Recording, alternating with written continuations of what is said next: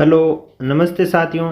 आज हम अपने डिजिटल प्लेटफॉर्म पर कक्षा 10 की नई और पुरानी पाठ्य पुस्तक के चैप्टर नंबर 2 का विश्लेषण करेंगे। स्वागत है आपका हमारे YouTube चैनल पर।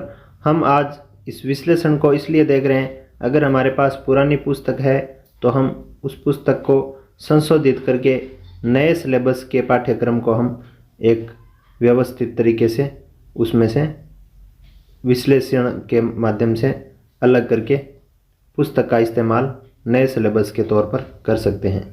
चलिए हम स्टार्ट कर लेते हैं चैप्टर नंबर 2 के विश्लेषण को। दूसरा अपना जो चैप्टर है उसका नाम है बहुपद। देखिए, इस बहुपद प्रश्नावली की बात करें या अध्याय यूनिट की बात करें तो बहुपद प्रश्नावली नए सिलेबस में भी 2 नंबर पे लिखी हुई मिलेगी हमें, और पुराने सिलेबस में भी 2 नंबर प्रश्नावली ही आई है। यानी दोनों का जो क्रम है यानी क्रमांक नंबर जो है वो नए सिलेबस में भी 2 नंबर पे है और पुराने सिलेबस में भी 2 नंबर पे है। बिंदुवत शीर्षकों की बात करें तो बिंदुवत शीर्षक पुरानी पुस्तक में 2.1 से 2.5 तक 5 शीर्षक दिए गए थे। यहाँ जो 2.4 नंबर शीर्षक है उसको टेक आउट कर दिया है, मतलब एक प्रकार से रिमूव कर दिया, डिलीट कर दिया है। अब हमारे पास जो नई पुस्तक उपलब्ध होगी उसमें 2.1 से 2.4 तक ही शीर्षक मिलेंगे।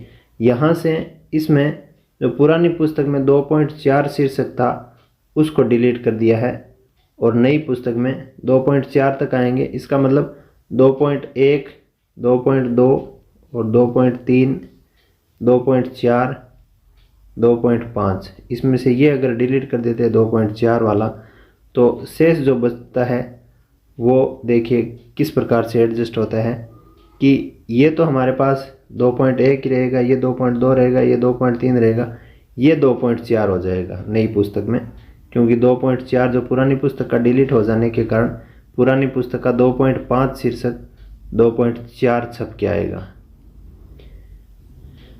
अगली हम बात करते हैं बिंदुवत प्रश्नावलियाँ कितनी थी। पुरानी पुस्तक में 2.1 से 2.4 प्रश्नावली थी। यहाँ 2 प्रश्नावलियों को टेक आउट कर दिया है, यानी डिलीट कर दिया है, रिमूव कर दिया है, हटा दिया है। वो है 2.3 और 2.4 प्रश्नावली। अगर हमारे पास पुरानी पुस्तक है तो इसमें से 2.3 और 2.4 हमें नए सत्र में नहीं पढ़नी होगी।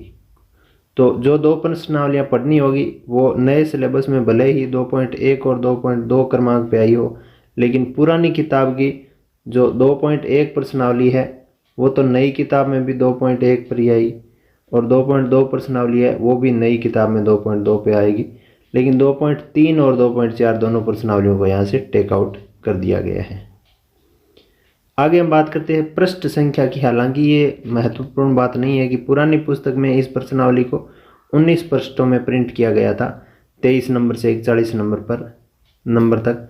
यहाँ 4 पृष्ठ कम प्रिंट किए गए हैं। इस नई पुस्तक जो हमारे पास आएगी या जो हम ला चुके हैं उसमें से 13 नंबर से लेकर 17 नंबर तक ये प्रश्नावली प्रिंट की हुई हमें मिलेगी। नेक्स्ट हम बात करते हैं इस प्रश्नावली में कितने उदाहरण हैं। तो पुरानी किताब में जो उदाहरण है वो 9 थे।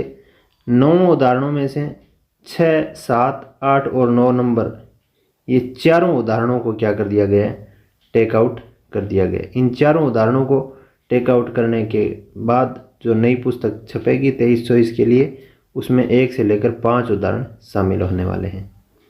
सारांश बिंदु जो है वो एक सूत्र के तौर पे कर रहे हैं, यानी अगर प्रश्नावली में महत्वपूर्ण सूत्र या प्रमेय या कोई कथन आया है उनको सारांश बिंदु में प्रिंट किया गया है, लिखा गया है, व्यवस्थित करके बताया गया है।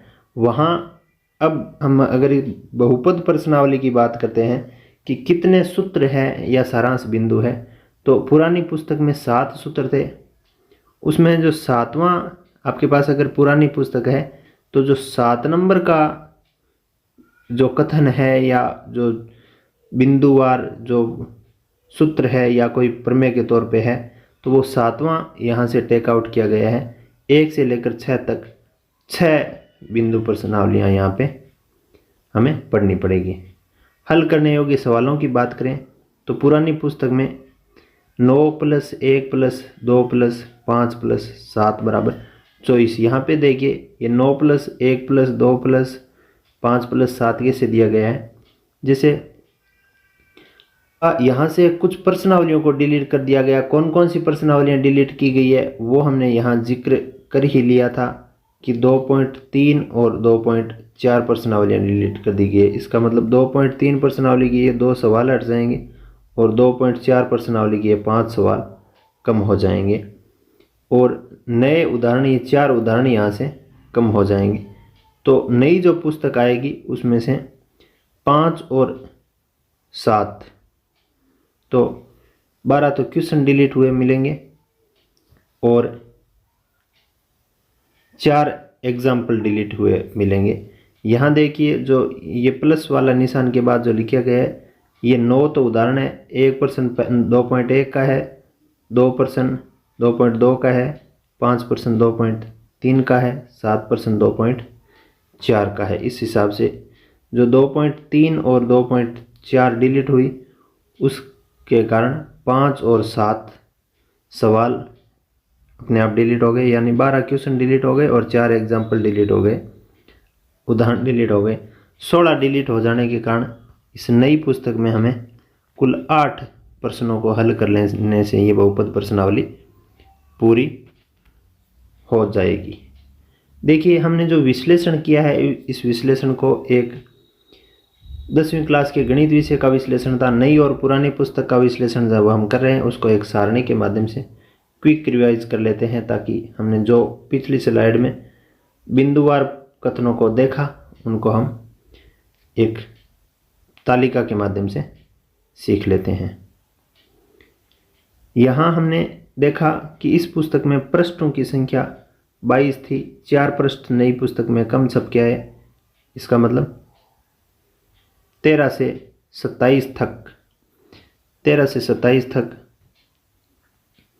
जो पृष्ठ है वो यहाँ पे हमें देखने को मिलेंगे।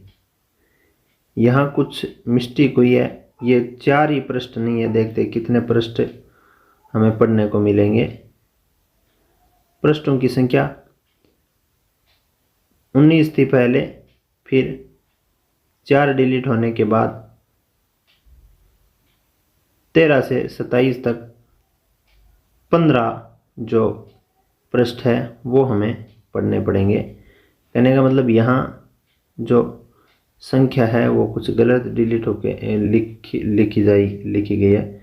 यहाँ 22 नहीं है, 19 ही पृष्ठ होंगे, उसमें से 4 डिलीट हुए तो 15 पृष्ठ बच जाएंगे। बिंदुवार शीर्षक पुरानी पुस्तक में 2.21 से 2.5 तक थे, 2.4 वाला डिलीट कर दिया गया तो 4 ही शेष बचे हुए हैं।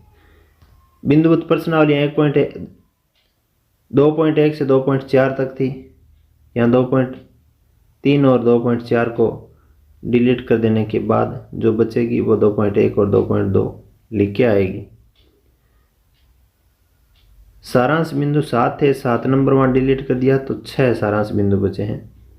1 से 9 तक उदाहरण थे, 6, 7, 8, 9 नंबर 4 उदाहरण डिलीट कर दिए गए हैं तो शेष बचने वाले उदाहरणों की संख्या है 5। अब हम बात करें कुल सवाल 24 थे, उसमें से 16 डिलीट कर दिए गए हैं तो कुल सवाल बचेंगे 6। तो इस प्रकार से हमने इस प्रश्नावली के एनालिसिस को पूरा समझा। आपने इसको पूरा अगर अच्छी तरीके से देखा तो आपको समझ में आ गया होगा कि पुरानी पुस्तक में किस प्रकार से नया सिलेबस बन के आया। इस विश्लेषण को देख लेने के बाद आप पुरानी पुस्तक में से वो सभी चीज़ों को टेक आउट कर सकेंगे, रिमूव कर सकेंगे जो नए सिलेबस में नहीं आई। पूरी क्लास को देखने के लिए आपका बहुत बहुत धन्यवाद। Thanks for watching complete class and finally if you really like this video please help me to grow my channel as well. Just like and share this video to your friend and family and press bell icon after subscribe my channel. Thank you so much for watching this complete class video. धन्यवाद।